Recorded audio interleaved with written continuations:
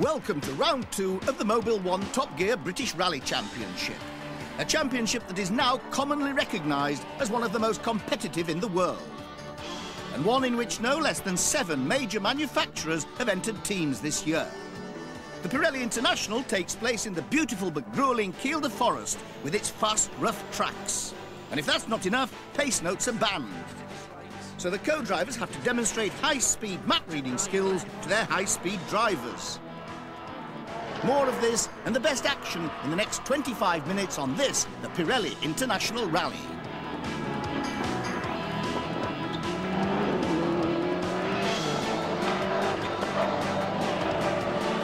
But before the rally cars attack the deceptive tracks of Kielder, over 6,000 spectators are entertained to all sorts of motoring antics at a special show at Carlisle Airport. Soon it was the turn of the rally drivers to entertain the crowds. A short 3/4-mile stage among straw bales and old tyres around the airport perimeter track featured as stages 1 and 2 of this 2-day rally. With rallying growing rapidly in popularity, spectator stages are now becoming part and parcel of most major rallies.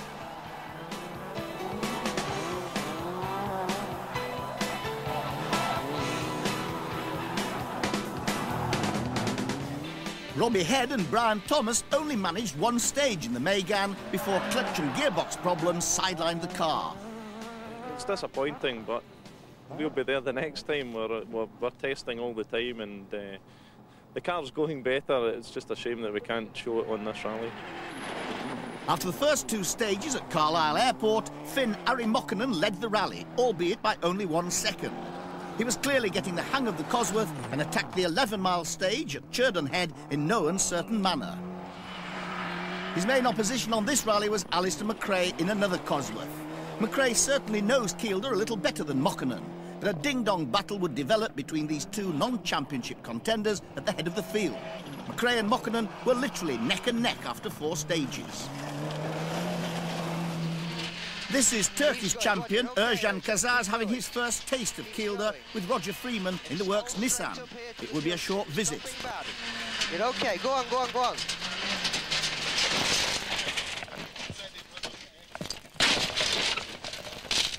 That's finished the rally. It's my fault. There's honesty for you. The Kielder maps had claimed their first victim, as David Higgins and Cliff Simmons discovered. Max left over 90. The first Forest stage would claim another victim. For Steve Wedgbury in the brand new 1600cc Skoda Felicia, it was a case of a bridge too far. His rally was over. Despite the speedy efforts of the spectators, this delayed the following cars. Stephanie Simmonite lost a full 2 minutes, and Julian Reynolds 1 minute. You wouldn't know it, but Jarmo KYTOLEHTO also had problems. His RS2000 had lost second gear, but the Finnish farmer didn't slacken his pace 1 iota, and after the first 4 stages had a 13-second lead over championship leader GWYNDAF Evans in his RS2000.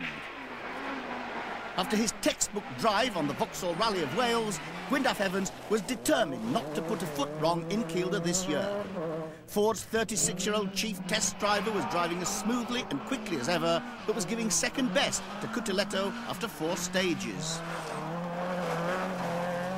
So, GWYNDAF, your teammate Jarmo KYTOLEHTO's giving you a bit of a run for your money today. Oh, he's going very well, but I expected that really. He went very well last year, and the boy's a quick boy.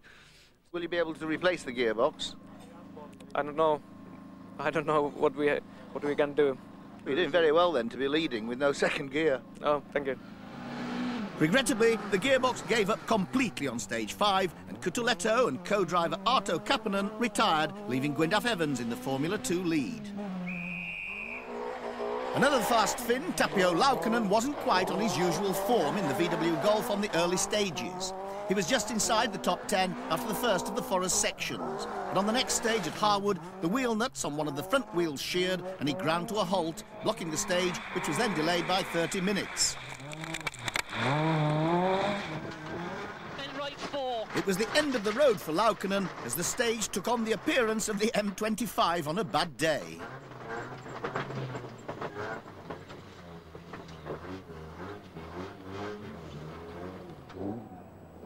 Laukkanen's demise saw the VW baton plaster his fellow countryman Jukka PUHAKKA, who on only his second visit to Britain was in 8th place. The Nissan Sunny of Mark Higgins had a new engine management system. Mark was making the most of it and lying second in F2 with some very fast driving. So what are the stages like today, Mark? Well, he seems to be catching a few people out already. We just went past Laukkanen in there, who stopped with a problem. And unfortunately, our teammate, I think, has stopped in the second stage as well, third stage. So it's only fairly early on in the rally, but everything seems to be happening. While Fords dominated the top of the leaderboard, they had other irons in the fire too. Neil Simpson admits to being a slow starter, but he was determined to take a trouble-free trip through Kielder. Things appeared to be going to plan. By contrast, the SIMMONITE sisters had to spend most of the first leg making up for lost time. Through no fault of their own, their earlier hold-up had seen them drop down to 50th place. Downhearted but undeterred, they set about clawing their way back through the field. Julian Reynolds in hot pursuit too. It's a long rally to go, and it only takes some people to have a puncture and we'll be back up there, but we're fighting back. So plenty of work to do for the SIMMONITES. Meanwhile, Neil WEARDEN was experiencing problems too. At times he found it rocky going and struggled to keep pace with his Formula 2 rivals. There's a lot of regrading going on. There's a lot of small pebbles covering the whole of the road, and it's very, very slippy. It's like driving on the beach. It drags you down to and saps all your power out of the car. In his first championship appearance of the season, Julian Reynolds was giving it his all. His Group A Honda Civic, though, showing early signs of wear. He lost his exhaust through the remote 4th stage through Harwood, completed the next losing oil. His engine sounding a few wrong notes, he was eventually forced to retire. Meanwhile, David Higgins was upholding family honour after a good start in his Honda. All the way over the crest. So Max right over a crest. Up to a left 5. 50 yards, left 5. 200 yards, left 4. All the way to the end, look. Looks all good. Left 4-ish and right 4. The fact that pace notes and wrecking are not allowed on this rally puts a lot of extra stress on the co-drivers. It becomes a blind rally and the drivers have to put their entire faith in their partners, whose job it becomes to try and read out every single bend off the Ordnance Survey map. Howard, how difficult is it reading the maps in Kielder here? It is very difficult. If you can imagine, I've got to sit there with the potty map light and look at this map and try and decipher the corners and make the corners. From what I see, I've got to try and describe it into a corner for GWYNDAF, and if it's narrow, it's sharp, and try and describe as much as you can about the corner to try and get us as quickly as we can go around the corner. It's very difficult. It's not something you can do just like that. It's taken me many years of road rallying and practice, really, and it's not easy. Kielder would be a lot easier on pace. Now, for me, this rally isn't the best rally to do off the maps. I'd much prefer to do somewhere else, like Forest of Dean or Wales, for that matter. To square right. Square right, there it is down there. Watch it look slippy. Square right. Well, it's obviously very difficult because we're so used to driving on notes. To adjust is very difficult, and sometimes he does such a good job of it. He reads the map so well, it puts you into a false sense of security, and you go quickly, and then all of a sudden him or the map is not quite right, and it's so easy to get caught out. 50 mètres, attention, basse 110 frein pour basse 80, point à droite 50. 50 mètres, basse droite 80, referme 70, ferme à droite 50. Just with the map, it's difficult for us. And your co-driver, is he reading the bends to you? Yes, he tries. It's not easy for him. It's a tricky business for everyone, and that includes the reigning British champions. We still use our descriptive system, so like a medium right would be 45 degrees, the middle of the road, and that's the difficulty in map reading, because you've got to look at the map, decide what you're going to say it all in the time before we get there, so it's quite hard. You've still got to drive with your eye a bit. When you're on pace notes, you're 110% committed. When you're on the map, you've still got to be aware that it's a drawing that's in front of Dave and it might be slightly wrong, so you've got to be a bit more careful. So an intriguing insight into the crucial driver-navigator relationship. Ultimately, of course, it's the man behind the wheel who provides the driving force behind any team effort. And as the first leg continued to unwind, reigning champion ALISTER MCRAE maintained a cracking pace to build a 30-second lead over rival Ari Mokkonen. His challenge, though, literally stalled in the penultimate stage of the day.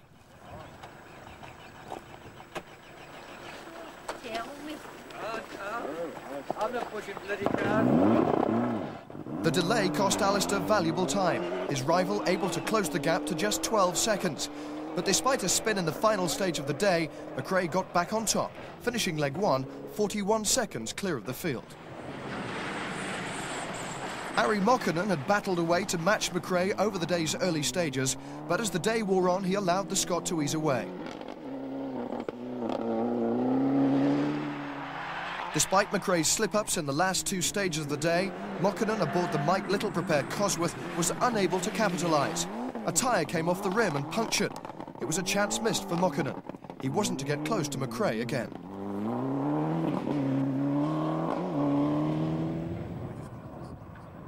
Having taken his Opel Astra to third overall in Formula 2 in the Pirelli last year, Finland's Harry Rovanperä was going well with the early lead in the Group N section, gradually extending the advantage throughout the day. Compatriot Olli Harki was chasing hard, clinging to second in Group N. Then on the day's final stage, he revealed a hidden passion for the long jump. Quite possibly a Finnish record, but stuck in the mud, it ends Harki's hopes. Clearly there was a side bet between the Finns. Soon after, along came Rovanperä.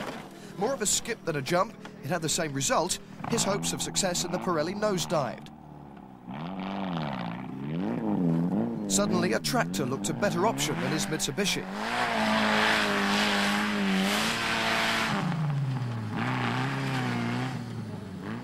It was a sorry sight. The tussle for the Production Cup had pushed these two over the edge.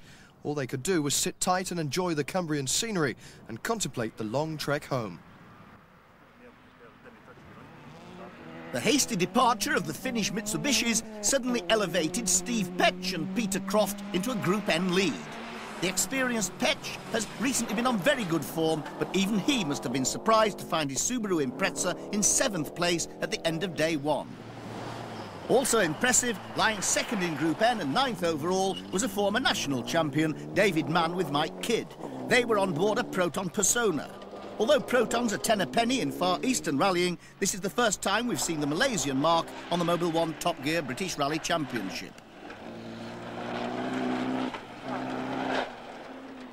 The former French rally champion, Serge was enjoying his first visit to Kielder, despite his preference for tarmac. He and co-driver Jacques Boyer had climbed to 8th place in the Renault Mégane kit car, but the front left-hand hub failed on the last stage of the day and the second Renault was out.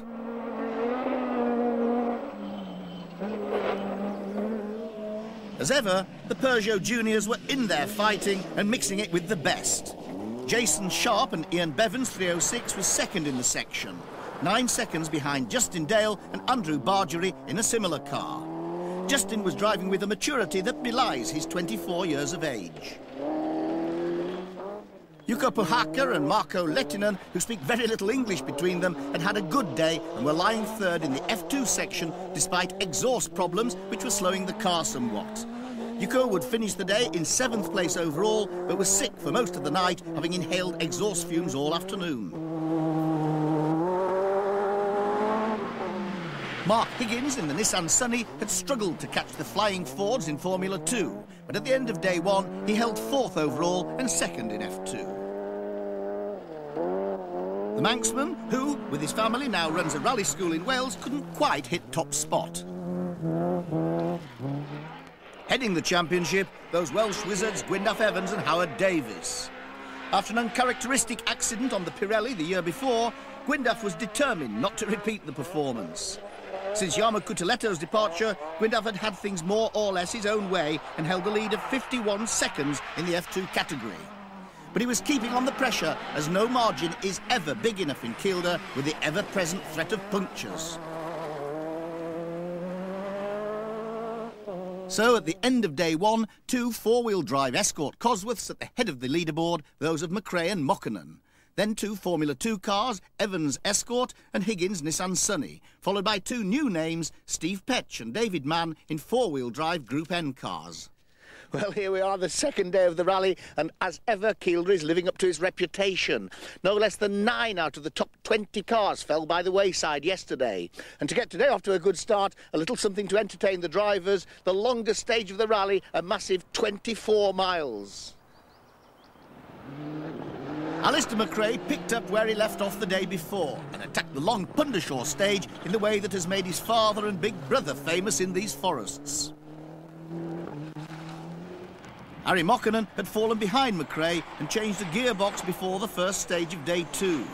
He was 46 seconds behind Alister at this point, but was still within striking distance of the Scot, with 57 miles of stages to go. Despite having had a bad night's sleep because of a noisy disco in his Carlisle hotel, GWYNDAF Evans stormed into Pundershaw using every inch of the road. He was driving at over 100 miles an hour at times. But Mark Higgins' fine drive came to an abrupt end in Pundershaw. Holding a healthy second place in Formula 2, the Nissan took to the air after a blind crest and rolled end over end 5 times. The Rally Medical Rescue Services sprang into action, and after attention by paramedics, Mark and co-driver Phil Mills were flown to Hexham General Hospital. A bruised Phil was released after an examination, but Mark was admitted suffering from a fractured vertebra. Mark has told us that he plans to be back in action very soon and says you can't keep a good rallyman down. Jock Armstrong and John Richardson had a surprise waiting for them around this Kielder corner. Third-placed F2 driver PUHAKKA had spun his Golf. Eventually Armstrong managed to get ahead of the Golf and hold on to his top 15 place. But PUHAKKA was still in the top 10.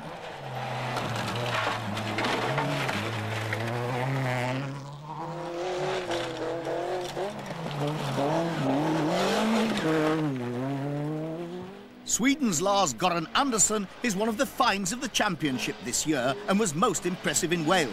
On the Pirelli, he was magnificent in his 1600cc Opel Corsa and climbed to second to GWYNDAF Evans in F2. It's working well, and the other one seems to fall out of the rally, so we are going up through the field. So you're waiting for more people to fall out? We can't wait for that, but I'm going to do the best I can, and then we see how it be. Another driver benefiting from the dropouts but driving very well was former Shell Scholarship winner Neil Simpson with his Cumbrian co-driver Steve Martin. I'm just glad to get that one out of the way. We wanted to have a good run through there and keep it dead tidy in the middle of the road, because if you have a problem in a stage of that length, you really, you can forget your result really. So now we've got that one out of the way, we're looking to up it a little bit on these next few. Lower down the field, there's still plenty of hard driving and plenty at stake. In Class N1, Emlyn Wynne had taken the early upper hand in a Suzuki. Red Barry struggled to keep pace, also in a Suzuki, the Scot finishing the first leg 2 minutes adrift of his rival. Come day 2, Barry began to make a fight of it. He spent the day closing in.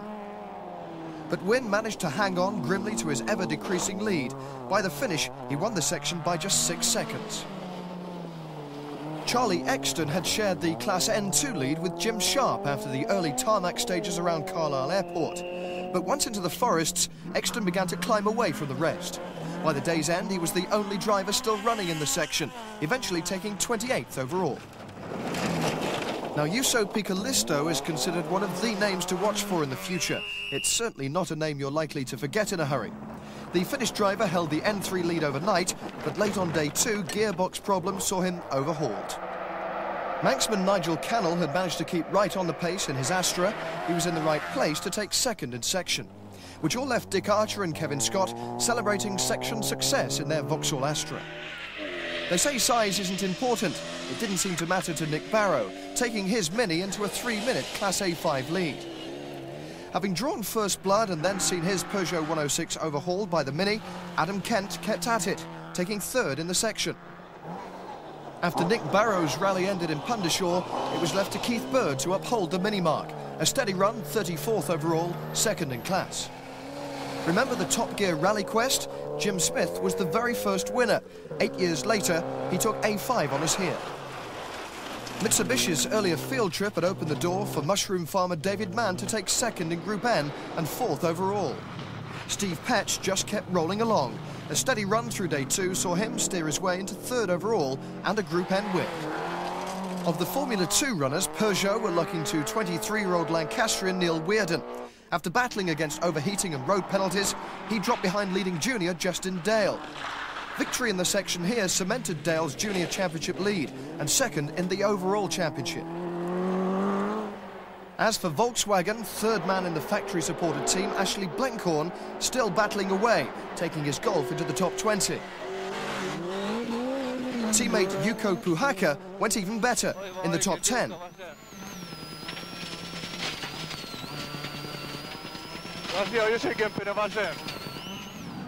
Stephanie SIMMONITE earned lots of credit. 50th overall at one point and battling against illness, she steadily climbed her way back up the leaderboard.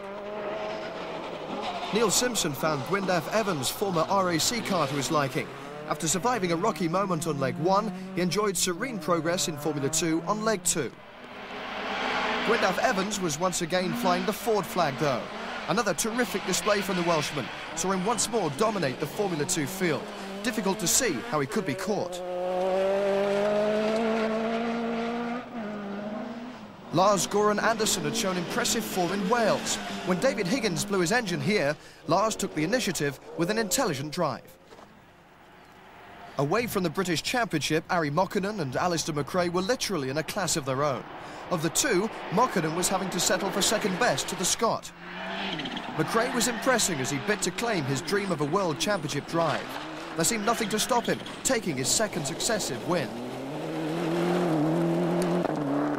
This is the village square in Newcastleton. There's just one more stage to go now before the end of the Pirelli International Rally. But no one's counting any chickens because that last stage is 18 miles in length. So much could still go wrong for any one of the drivers. Here, courtesy of a camera on the roof of Paul Dias's Ford, Neil Wearden can only stand and watch, having rolled on the very final stage. Ari MOKKONEN was having to bite his lip too. Also in the final stage, MOKKONEN had to park up by the roadside. His bid to keep pace with ALISTER MCRAE had suddenly become an uphill battle.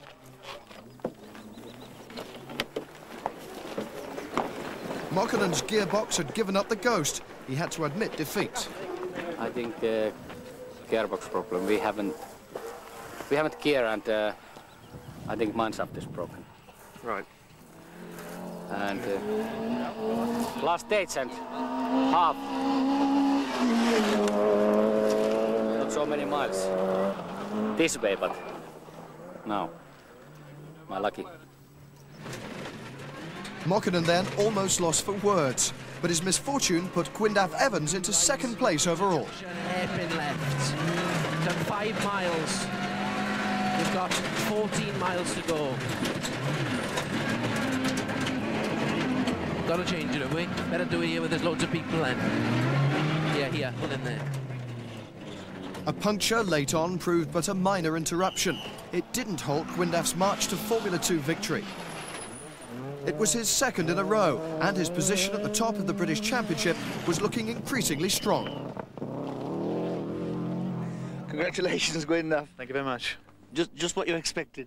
Exactly, and loads of points in the bags, and obviously delighted for the team and Ford and Howard and everybody else. Very happy.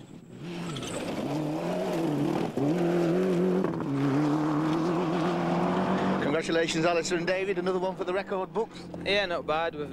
My dad's won this one, Colin's won it, so now I've done it, so happy. So it's getting to be a bit of a habit though, isn't it, this?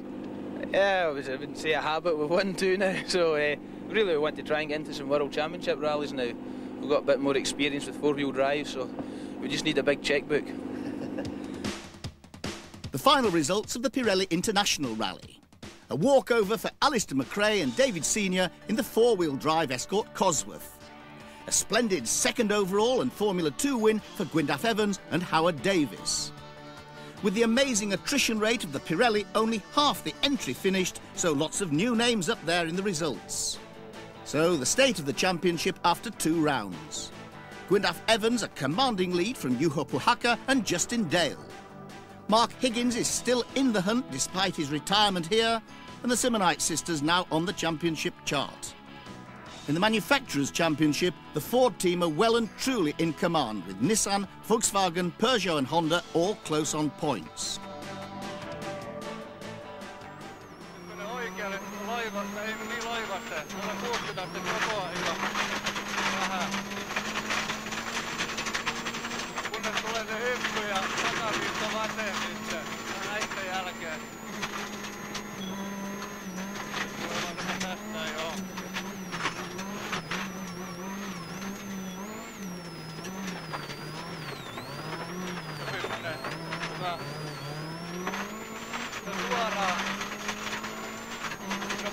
Oikeeta ja vasenta. Nyt tuleekin, odotas, ysikämpi oikein.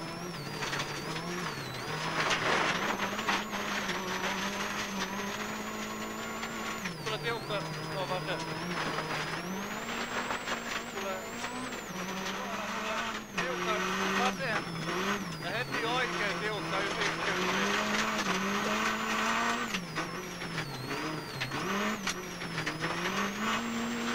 Vasen aika tiukkaa.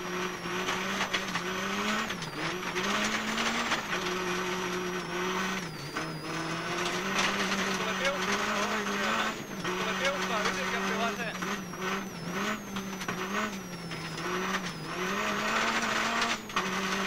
Ysikämpi vasen.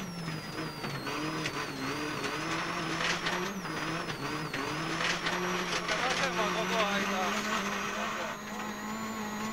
Oikein tuon tämän jälkeen.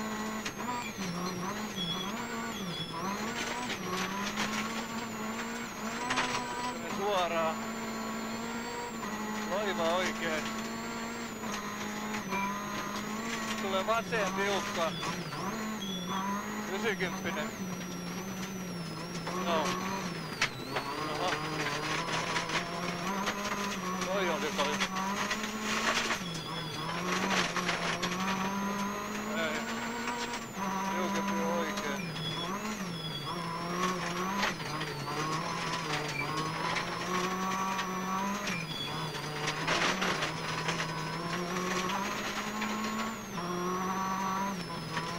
Aika mutkikas tähän. Tämä on sama mutka.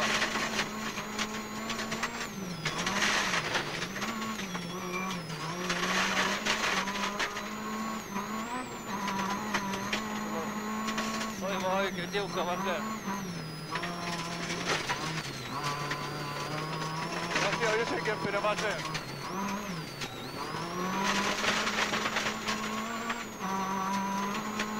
Vasen ja oikein. Suoraan. Tulee tiukempi vasen.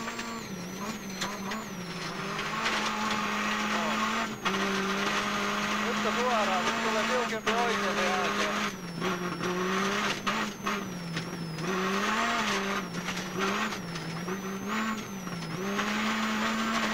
Tulee tiukempi oikein ja vasen. Että ihan ylikempi on.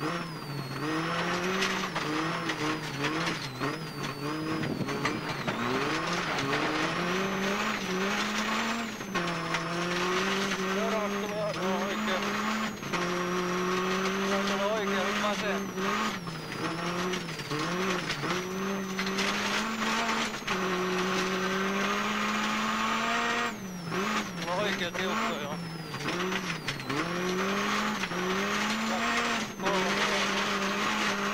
Se on 90 oikein ja sitten 90 vasen.